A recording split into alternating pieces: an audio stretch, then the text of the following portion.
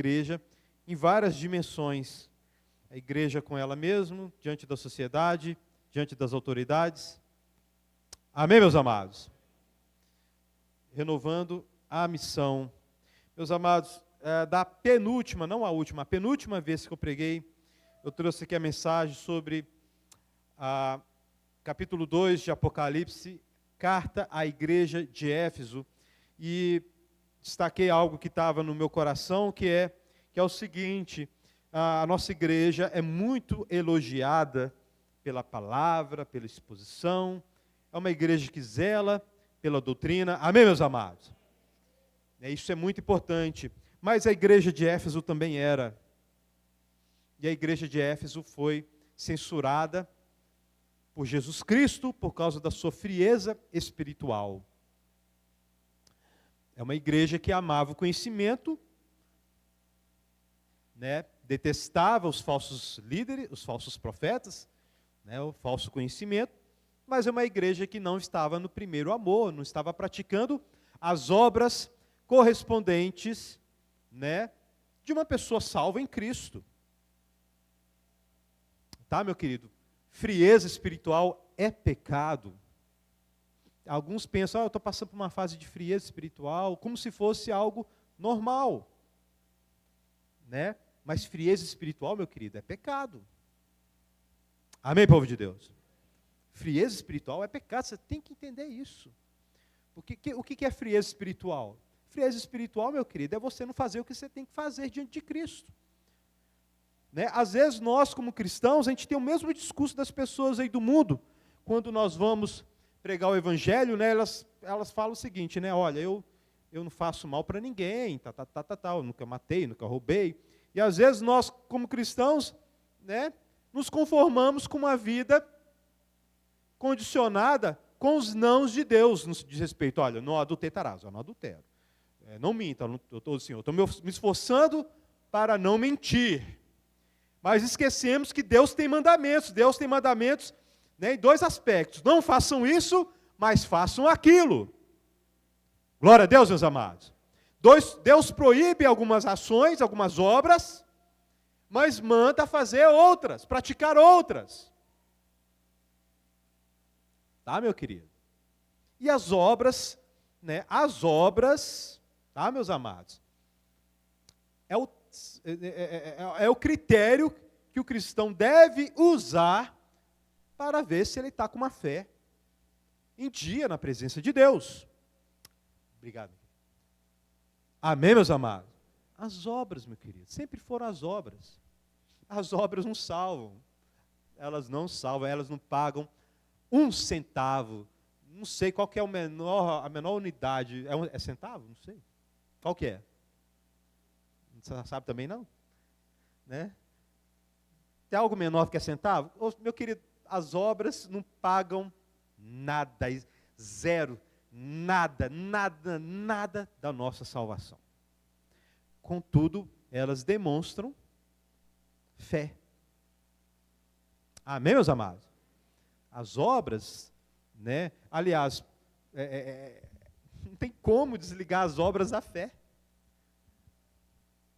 Paulo diz, que a fé vem pelo ouvir mas que a fé se expressa através do amor. Obras. Tá? Obras. Glória a Deus, igreja. As obras, você tem que olhar para as suas obras, para ver se você está com a fé sadia. Tá? E Jesus fala para a igreja de Éfeso: volte a praticar as obras que você praticava no início. Está lá. Apocalipse capítulo 2. Pratique as obras que você praticou no início. Tá? Tem outros versículos que falam disso, Jesus diz, quem me ama obedece os meus. Um dos testes lá que João usa na sua primeira carta para ver se a pessoa está na fé é se a pessoa ama os irmãos. Ama a Deus, ama os irmãos, ou seja, se tem obras compatíveis com o amor de Deus. As obras, meus amados, são importantes. Tá? Pastor, eu não sei processar essa questão de salvação pela graça e as obras. É confuso. Tem que estudar mais, tem que pedir Espírito Santo compreensão. Meu querido, eu estou convencido que minhas obras não pagam um centavo, primeiro que a Bíblia diz. Que o que me salvou foi o sangue de Cristo, amém, meus amados? Mas estou plenamente convencido também que as obras são sinais de salvação. Não salvam, mas são sinais de fé. Amém, meus amados? E eu não pratico nenhuma obra esperando, ó Deus, olha aqui, ó, me salva agora. Isso não acontece no meu coração. Não acontece. E não é à toa que sempre, antes de entrar na parte prática de suas cartas, Paulo sempre fala da salvação pela graça. Né? E essa carta aos Romanos, do capítulo 1 ao capítulo 11, Paulo ensina quem Deus é e o que ele fez, o que o homem é e o que Deus fez por este homem. E aí ele entra neste texto que nós vamos ler hoje, que faz, né, a ligação entre a doutrina da salvação pela graça, que ele trata do capítulo 1 ao capítulo 11, e a parte prática da vida cristã. Glória a Deus, igreja. Meus amados, nós precisamos de uma renovação espiritual como igreja. Glória a Deus, igreja. Nós precisamos, cada um de nós, ninguém escapa, ninguém pode falar, eu estou bem. Até mesmo pela dinâmica do texto, pelo que Paulo ele diz nesse texto que nós vamos ler, né, ele fala, olha, né, da questão da renovação contínua, diária, na presença de Deus. Amém, meus amados? E minha oração, meus amados, né, eu vou trazer essa abertura dessa série de mensagens, onde que esses versículos fazem ligação da parte doutrinária com a parte prática. As próximas pregações é tudo questões práticas. Né? E a minha oração, né, para os pastores, os próximos pregadores, que o Espírito Santo use poderosamente para confrontar cada um de nós. Amém, meus amados? Use poderosamente para confrontar cada um de nós, para que sejamos uma igreja, não vai ser perfeita nunca, mas mais sadia na presença de Deus. Glória a Deus, igreja. Uma igreja madura, sabe? Uma igreja que não enreda, né? Não pega o caminho da vaidade, da religiosidade. E a religiosidade, meu querido, tem várias faces. Tá? Tem essa face aí do homem que ama o conhecimento e rejeita a doutrina errada, mas não tem obras. Religiosidade. Tem a face também daquele que não quer saber de conhecimento. Religioso também. A religiosidade tem várias faces, meu querido. Tem várias faces. Tá? A vida madura diante de Deus é uma vida equilibrada, que envolve fé e amor. Glória a Deus, igreja.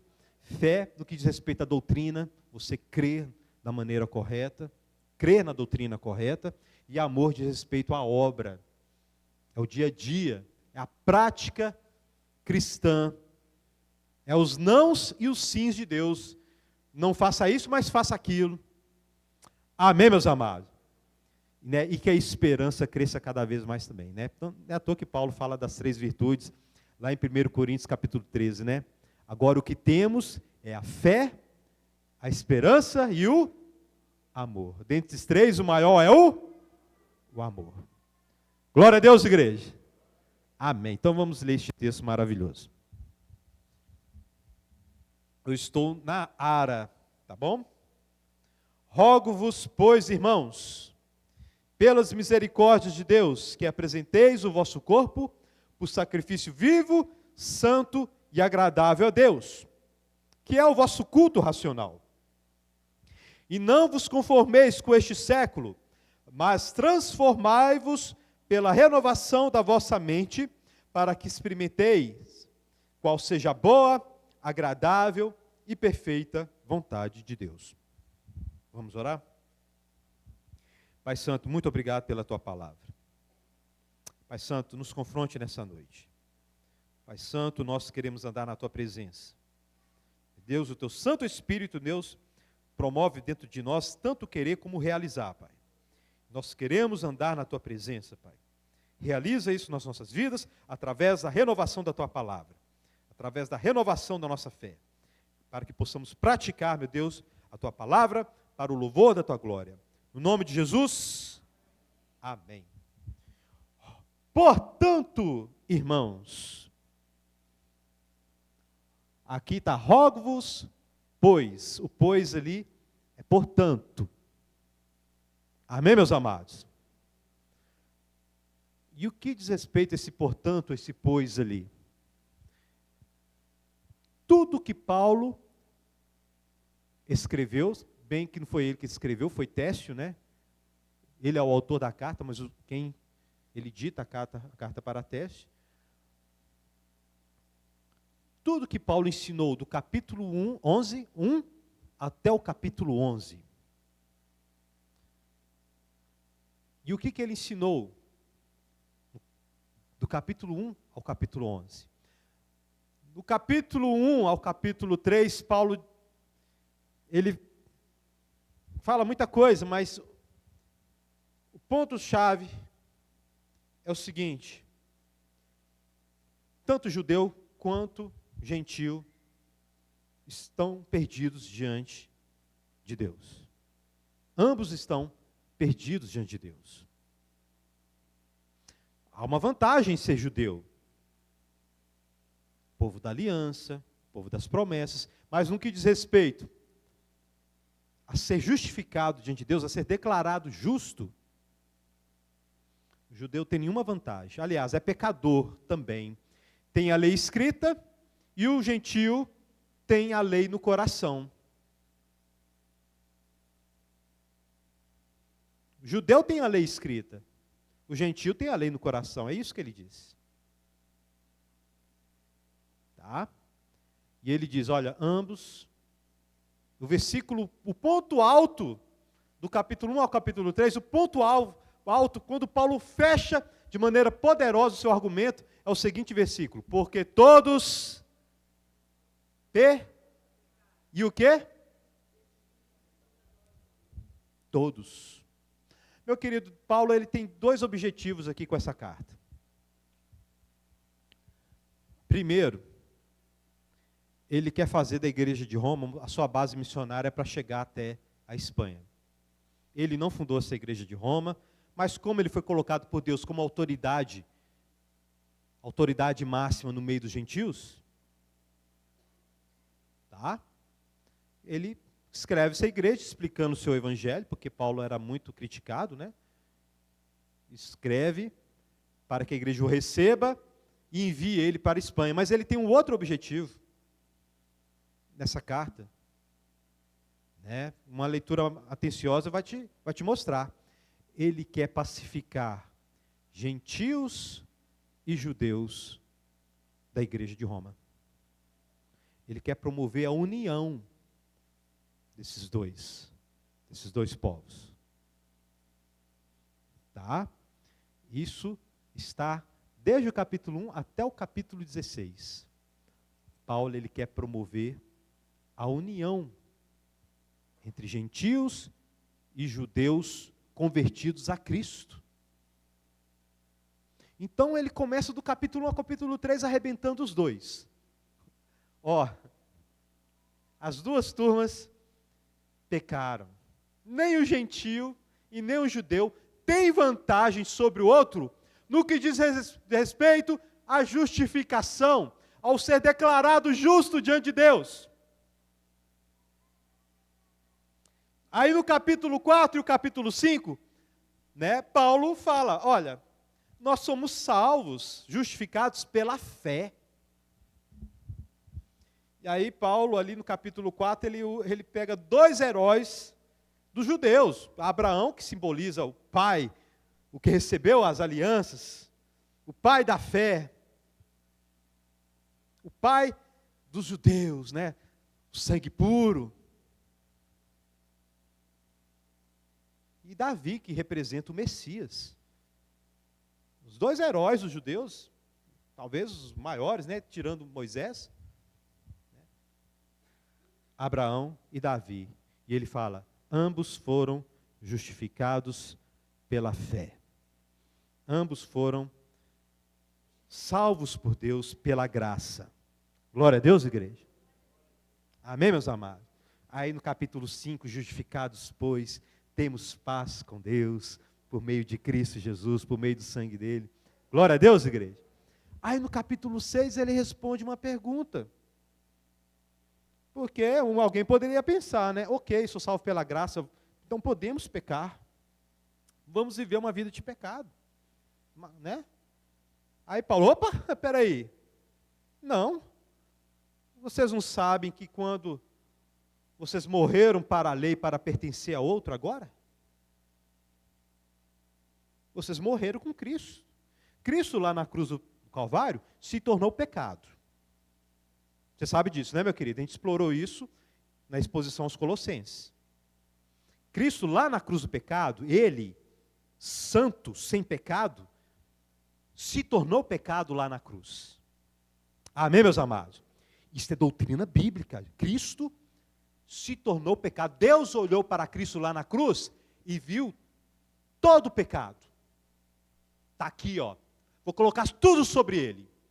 A minha ira toda sobre ele, como se ele pegou todos os pecados.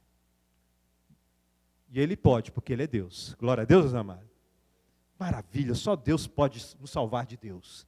Né? Essa frase, ela é maravilhosa, profunda. Só Deus pode nos salvar de Deus. E Cristo fez isso por nós lá na cruz. Ele se transformou em pecado. Quando você recebe Cristo como Salvador, por isso que o Evangelho tem que ser pregado, né? A mensagem da cruz. Você é unido a Cristo lá na cruz. Espiritualmente, é isso que está acontecendo. Você se une a Cristo lá na cruz e morre com Ele. Amém, meus amados? Cristo ressuscita.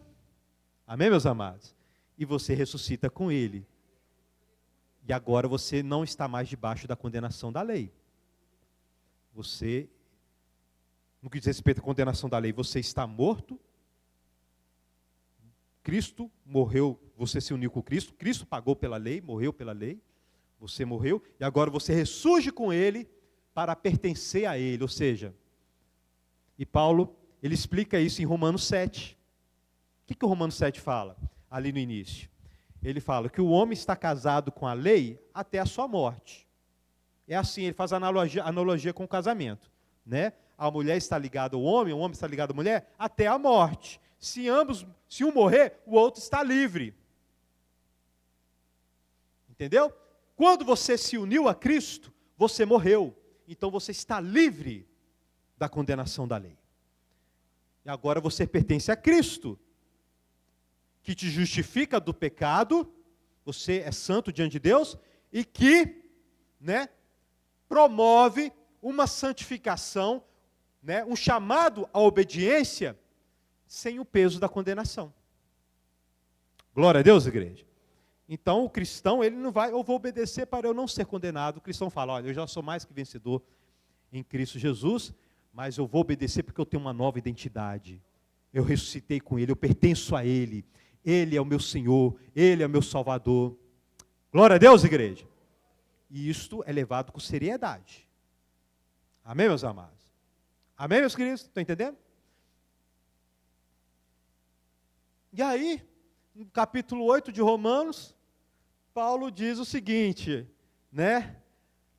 Vamos viver pelo Espírito. Nós vivemos pelo Espírito. Quem vive pelo Espírito, vence a carne. Ou seja, a santificação pelo Espírito não carrega aquela pressão da condenação. Muito pelo contrário, a santificação pelo Espírito carrega, né? Você faz isso com o espírito de adoção. Eu me santifico, mas eu sou filho de Deus. Eu já sou vitorioso em Cristo. Amém, meus amados? Aí ele fala, os que se inclinam para o Espírito, cogita pelas coisas do Espírito, né, e certamente vai viver. Certamente, não é aquela coisa doida, né, que, e Romanos 7, né, Paulo diz, né, aquela coisa, um homem diante da lei, o máximo que ele consegue é ficar dividido, nem ele entende o que ele consegue fazer. Se não for Cristo, por isso que ele fala, né, graças a Deus por Cristo Jesus, lá em Romanos 7. Se não for Cristo, ele está perdido. Já está condenado, porque quando ele quer fazer o bem, ele acaba fazendo o quê? O mal, e vice-versa, né? Mas com Cristo somos vitoriosos. Amém, meus amados? Não somos perfeitos, mas somos perfeitamente perdoados. Glória a Deus, meus amados. Fala assim com seu irmão, você não é perfeito, mas é perfeitamente perdoado. Né? E ele fala lá em Romanos 8, que quem tem essa doutrina, essa verdade no coração, se inclina para as coisas do Espírito.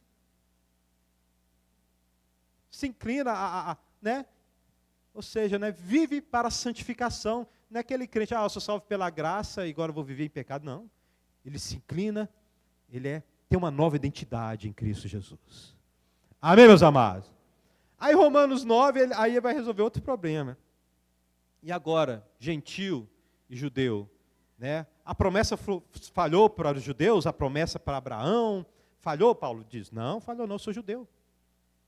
Né? Mas a promessa é para os da fé. Né? E aí Deus ignorou o povo dele, o povo descendente carnal de Abraão, por quê? A aliança é para os da fé. Não é para os filhos naturais, não, é para os da fé. E já que é pela fé, os gentios entram agora. Amém, meus amados? Todas as promessas que Deus fez para Abraão é condicionada à fé. Amém, meus amados? Né? A fé no Deus que justifica. Não a fé na minha justiça própria, no meu desempenho, mas na fé no Deus que justifica. Foi assim desde o início. E aí ele vira para o gentio lá em Romanos, né, 10, lá por ali. Né? Olha, está vendo o que aconteceu com os judeus? Não se sorbebeça. Porque se você sendo, né, você não era filho por natureza, ou seja, não é descendente natural de Abraão. Você foi enxertado, né? E Deus, com os filhos naturais, colocou esse critério de fé, ou seja, somos da fé, e pode ser filho natural de Abraão, não vai participar dessa promessa. Você que foi enxertado depois, não cai no mesmo pecado dos judeus, não. Então, você vê que Paulo está ali, trabalhando com ambos, desde o início, para que cada um ande corretamente diante de Deus, para que a igreja seja unida. Amém, meus amados? Glória a Deus, igreja. E aí ele termina essa parte doutrinária com aquele hino, né? Porque dele, por ele. Né? E ali, você já viu o hino todo que Paulo escreve? Ó, com profundidade das riquezas. Né? Ele fala essa doutrina toda, essas coisas todas, essas doutrinas da salvação. E aí ele fecha, né? Ó, profundidade das riquezas. Tanto do conhecimento, quanto da sabedoria de Deus. Né? Quão insondáveis os teus juízos. Né? Quem conheceu a mente do nosso Senhor? E aí tem uma frase que é chave. Quem primeiro deu a ele para depois receber? Ou seja, quem é que merece alguma coisa? Quem é que me paga aí, Deus? A minha salvação me salva porque eu mereço, não. Quem primeiro deu a ele para depois receber? Né? Porque dele, para ele e por ele são todas as coisas. Glória a Deus, igreja. E aí entramos neste texto aqui. Esse portanto, agora, o que significa esse portanto, pastor? Tudo isso que eu falei até agora. O homem é mau, judeu, gentil, tudo é pecador. Todo mundo a salvação é pela fé em Cristo Jesus. A justificação é pela fé em Cristo Jesus. É pela graça. Né? Tome cuidado com a soberba. Porque dele, por ele, para ele são todas as coisas. Portanto, de uma maneira bem resumida, vamos cultuar a Deus da maneira que Deus quer ser cultuado? É isso que Paulo diz no versículo 1. Portanto, vamos prestar a Deus o verdadeiro culto? Glória a Deus, igreja. E aí ele vai Ele vai falar: portanto, irmãos, pelas misericórdias. Porque Paulo, do capítulo 1 ao capítulo 11, só está falando de misericórdias. Misericórdia para o judeu, para o gentio, misericórdia para Davi, para Abraão, misericórdia para ele mesmo. Paulo diz: olha, o 10º mandamento me pegou, estou perdido diante do 10º mandamento, capítulo 7 de Romanos, né? Ele só falou de misericórdias. Então, já que Deus é misericordioso, e nós somos o fruto da misericórdia dele, vamos apresentar a Deus o nosso corpo. Vamos apresentar a Deus o nosso corpo. E aí ele, por que corpo, pastor? Por que sacrifício? Tanto o gentio quanto o judeu estava familiarizado com o culto, o gentio, o verdadeiro culto, né? O culto de Moisés, e os gentios, os deuses pagãos, mas esses cultos aí envolviam sacrifícios. Tá? Mas Paulo, ele estava familiarizado, então ele vai falar de sacrifício, mas falando do sacrifício de Moisés, amém, meus amados? Sabendo que o gentio está entendendo o que está falando, porque ele prestava sacrifício lá aos deuses falsos lá. Tá? Então, por isso que ele usa essa palavra sacrifício, mas é um sacrifício diferente. É um sacrifício vivo. Vocês lembram que Abraão, quando ia orar, ele sacrificava um animal, quando ele ia louvar, ele sacrificava. O culto na antiga aliança, e na aliança antes, se é que existia aliança antes do Sinai, né, envolvia sacrifício. E o animal era o quê? Sacrificado, degolado, não é isso? O animal era... O culto a Deus era assim. O culto de Abel, o culto de Noé, o culto de Abraão, o culto de Isaac, de Jacó, tá? O culto que Moisés estabeleceu ali no deserto, no Monte Sinai, estabelecendo o tabernáculo, envolvia sacrifício. Né? E isso, meu querido, o que isso mostra para nós hoje? Olha, aí vamos falar do culto aqui, ó, do culto aqui. Não é esse culto aqui que Paulo está falando, não, mas vamos falar aqui do culto da igreja, a igreja reunida. Né? A sua oração só é aceita no nome de Jesus, ou seja, porque Jesus Cristo morreu para que você fosse ouvido por Deus. Amém, meus queridos? Senão Deus nem te ouvia. Deus só aceita o seu louvor porque, né, ele é purificado pelo sangue de Jesus, porque suas palavras de elogios não valem nada diante de Deus, mas quando ele vê na sua vida o sangue do Cordeiro, ele aceita o seu louvor. Amém, meus amados? Então, tudo que fazemos passa pelo sangue de Cristo. Amém, meus amados? Tá? O culto, antigamente, também, tudo que era feito passava pelo derramamento de sangue. Mas agora, o que resta sacrificar, sendo que Cristo fez o sacrifício perfeito, único, de uma vez por todas, acabou. Ele é o Cordeiro, ele é o sumo sacerdote, né? Acabou o sistema sacrificial. O que resta ser sacrificado? Né? O que resta ser sacrificado é o nosso corpo. E corpo aqui, meu querido, não diz respeito ao seu corpo físico. Corpo aqui diz respeito à totalidade do seu ser. Que vai envolver o corpo físico também, mas não é só isso. Glória a Deus, igreja. Amém, meus amados. Apresenteis os vossos corpos. Né? Ele usa essa linguagem para, né, chamar ali o sacrifício que Moisés, né, ensinou o povo a forma correta de cultuar a Deus. O culto agora é diferente. O culto agora envolve apresentar todo o nosso ser para Deus. Todo o nosso ser para Deus. Como sacrifício vivo, ou seja, ninguém vai se matar. Né? Como sacrifício vivo. O que isso significa, pastor? Meu querido, Paulo, mais uma vez, ele está fazendo uma conexão com Romanos capítulo 11, no qual ele fala também que estamos mortos com Cristo. Você morreu com Cristo, amém, meus amados? Isto espiritualmente. Mas você continua vivo. E o seu velho homem continua vivo. Quando Jesus Cristo voltar, ele vai matar totalmente o seu velho homem. Vai acabar a tentação e vai acabar os pecados. Glória a Deus, igreja. Amém? Por enquanto, não. Por enquanto, você convive. Você declara ele morto no sentido, no seguinte aspecto. Eu não vou seguir essa forma de vida. Morri para isso. Amém, meus amados? Mas ele está lá. Ele está lá. E você tem que declarar todo dia, eu morri para isso. Eu morri para isso. Eu estou morto. E aqui encaixa tudo. Vocês lembram que Paulo disse para Pedro, lá em Gálatas capítulo 2? Né? Já estou crucificado. Agora já não vivo eu, mas Cristo vive em mim. É isso. Paulo está falando isso aqui.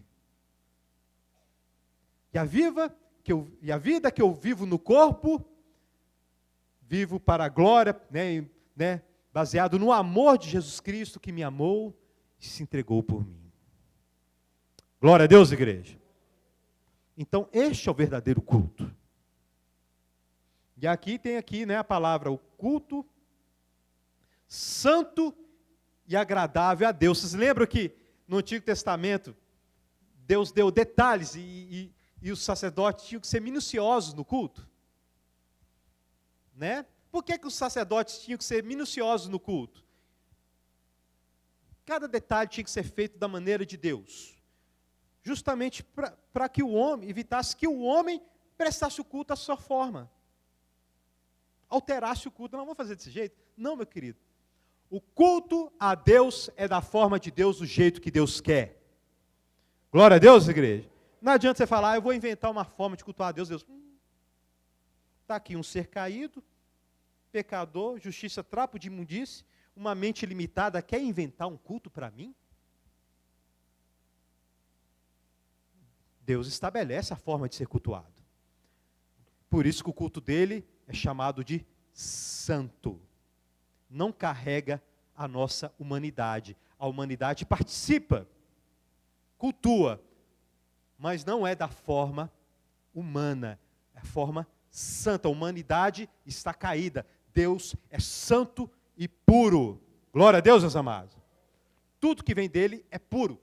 O que vem de nós é contaminado pelo pecado.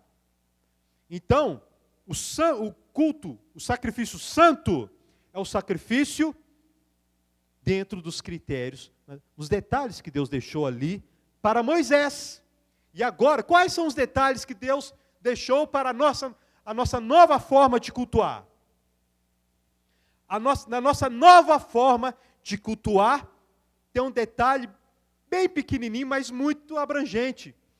E o detalhe é esse: você tem que morrer.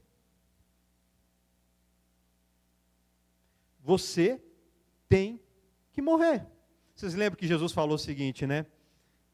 A lógica do reino, né? Quem quiser vir a mim, negue-se a si mesmo. Apesar de ele estar falando ali, né? Ou seja, olha, ignore a vida e caminhe para a cruz para ser morto, mas carrega também a verdade de você, né? Se anular suas vontades para seguir a Jesus. Glória a Deus, igreja. Sentimento, vontade, aquilo que você acredita, tudo isso tem que morrer.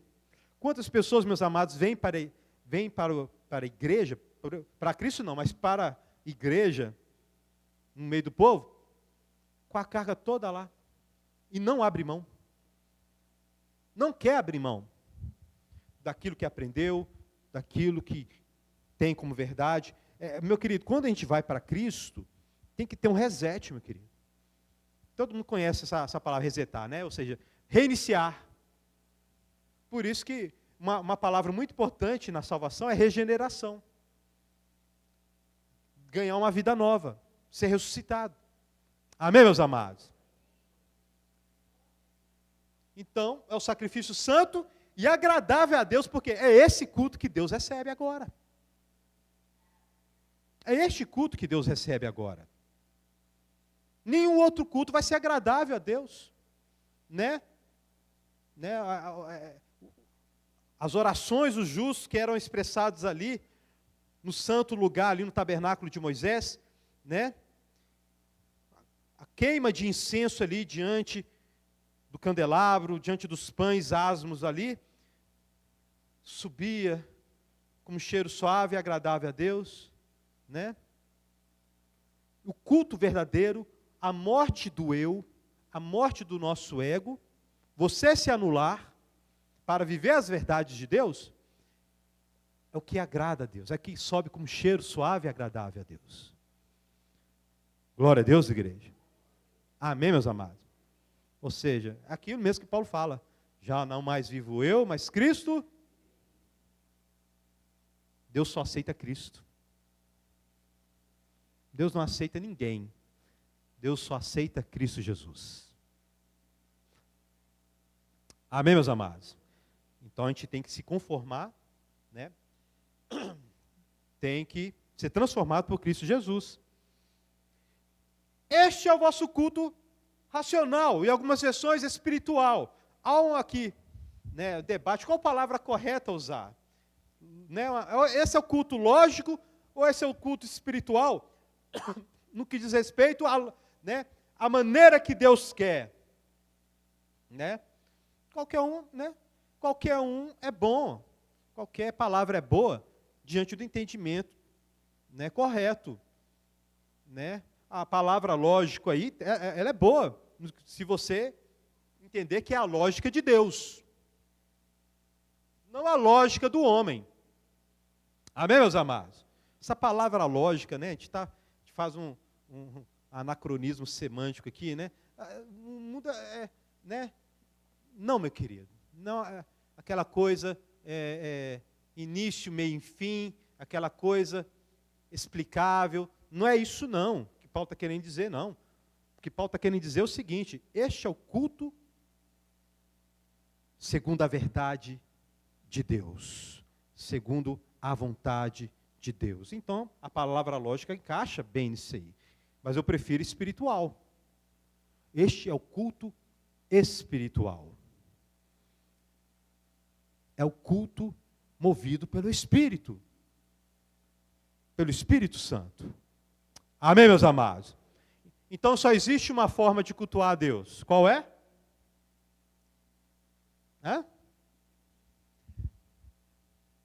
Cristo vive em mim. Aleluia. Amém, meus amados? Agora vivo não mais. Essa é a única forma. Amém, meus amados? Pastor, mas o que fazemos aqui? Nós fazemos assembleia pública. Assembleia pública não, né? Assembleia, é lógico que é pública, né?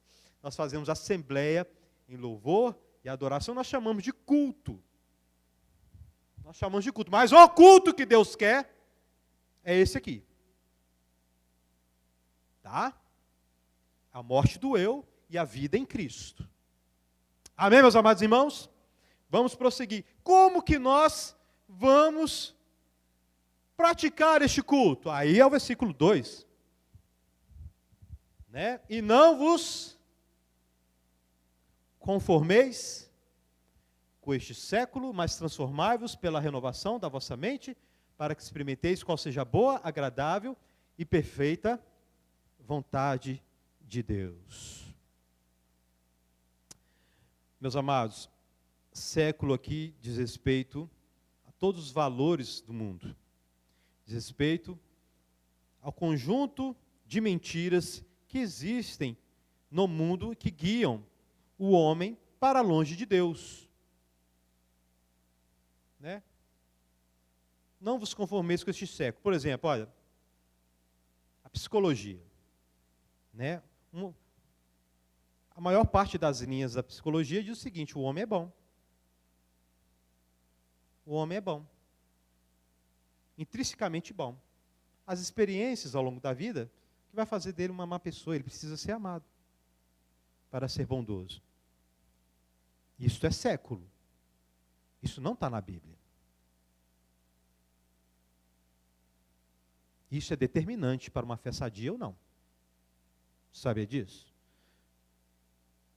Né? Existia uma heresia, existe ainda, né, que se chama pelagianismo, que diz que o homem é capaz de ser bom. A Bíblia não diz isso não, meu querido. Jeremias, né, diz o seguinte: o que é o coração? Enganoso, poço de injustiça e de escuridão. Quem vai entender? Deus entende. Nenhum psicólogo entende. Consegue mapear algumas coisas. Tem muita coisa boa, mapeada, alguns padrões aí. Mas só Deus que discerne, meu querido. Amém, meus amados? Só Deus pode ir lá e está aqui a questão. Glória a Deus, igreja. Você vai se conformar com este século? Por exemplo, o que este século faz? Fala para você, olha, não, você pode. Por exemplo, monogamia não é natural. Monogamia não é natural. Quem já ouviu essa palavra aí? Essa doutrina? É doutrina. Monogamia não é natural, não. Concordo em partes. O que eu estou querendo dizer? Que eu concordo em partes. Monogamia não é natural. Tá certo, monogamia pode até não ser natural. Por quê? Porque eu sou perverso e pecador. Distorci a vontade de Deus. Né? Distorci a vontade de Deus. Né? A pessoa chega para você, pastor, eu nasci assim, eu nasci com esses desejos, eu sou assim. É, meu querido, nós somos pervertidos mesmo. Significa que eu vou aceitar? É outra coisa. Né? Um homem hétero, por exemplo, ele luta contra a tentação de querer ter várias mulheres. Não é? Nasceu assim. Pecador, pervertido. Mas o mundo quer falar, aceite quem você é. Monogamia não é natural. Aceita a sua homossexualidade, aceita a sua perversão sexual, aceita o fato de você querer várias mulheres. A palavra diz o seguinte, olha, Deus fez homem e mulher. O que o Deus uniu, o homem não separa. Glória a Deus, igreja. Mas tem gente tomando a forma do mundo. Tem igreja aceitando essa coisa, né? Essas doutrinações aí, que são baseadas em um conhecimento pela metade. Né? Temos 3 atitudes aqui, meus amados. Temos 3 verbos aqui. Não vos com este século, mas pela renovação da sua mente, para que experimenteis. Não conformar, ser transformado e experimentar. O que Paulo está falando aqui para que você preste o culto verdadeiro a Deus? O que é necessário? Primeiro, abandonar todas as ideias erradas que estão no seu coração, que vêm do mundo. É a primeira atitude. A primeira atitude, morra. Abandone tudo aquilo que você acredita. Abandone este século. Abandone a sua tendência pecaminosa. Morra. Você vê que tudo acontece aonde? Na mente, não é? Morra.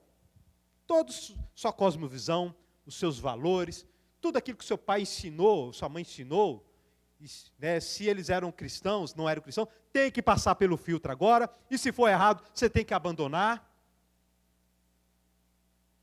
Abandona, ou seja, ó, acabou, não tem nada aqui, Deus, tem nada aqui. Eu preciso da ação do teu Santo Espírito.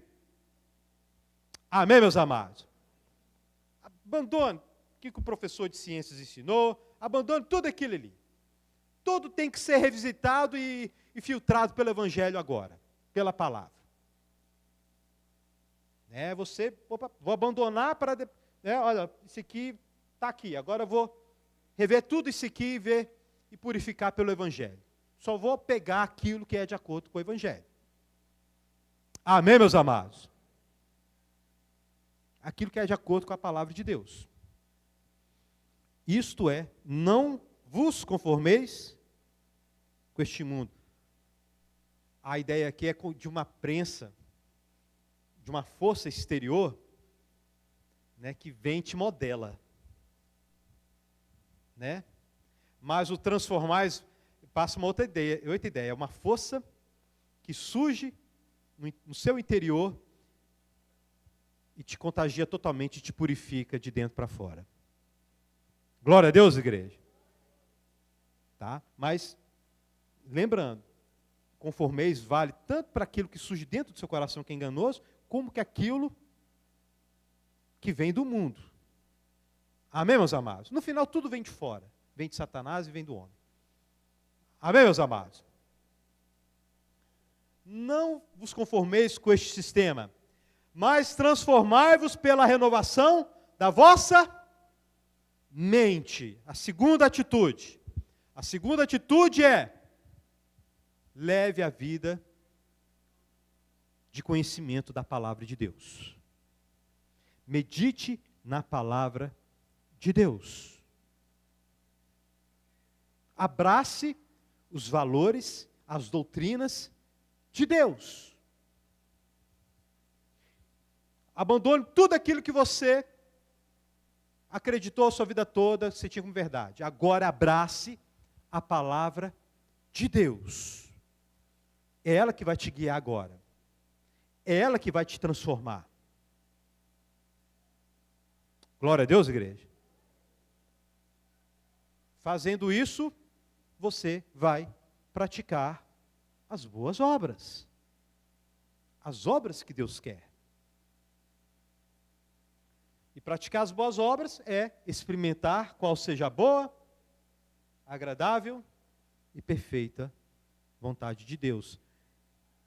O que Paulo está falando? É o seguinte: olha, se você quer ter obras que Deus aceita, você tem que abandonar tudo aquilo que o mundo empurrou para você, que o seu coração empurrou para você, abraçar os valores de Deus e ser renovado pelos valores de Deus, pela verdade de Deus.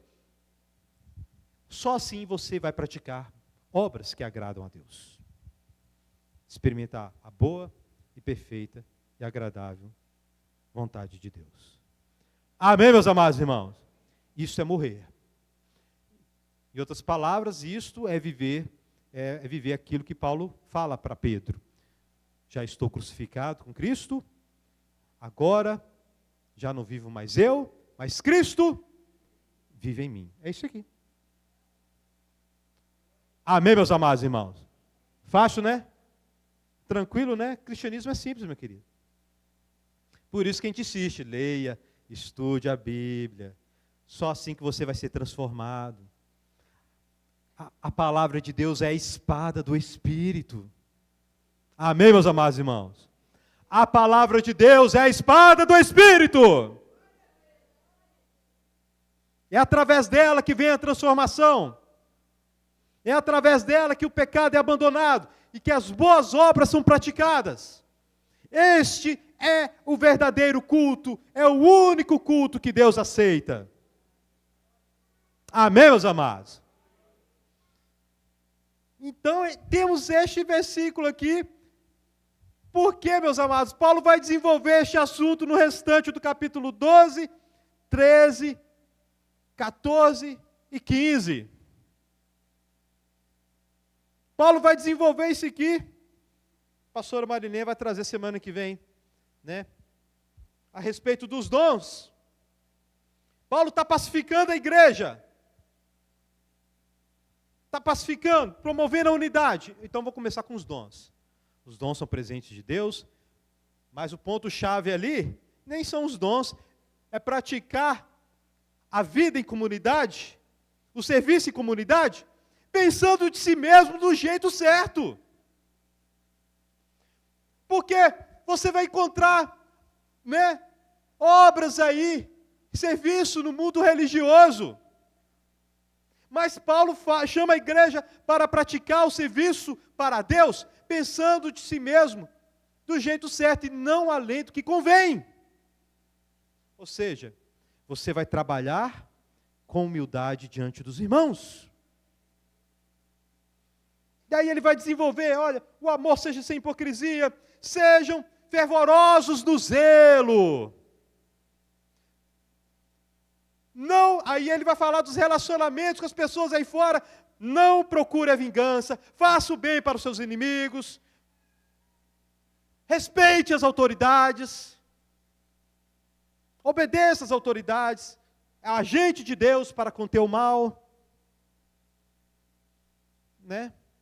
Aí chega no capítulo 14, aí ele fala, olha, gentil e judeu, para de se julgarem, para de se excluírem mutuamente, não julgue uns aos outros por causa de práticas que Jesus Cristo já não liga mais, porque o reino de Deus não é comida e nem bebida, mas é paz, justiça e alegria no Espírito Santo.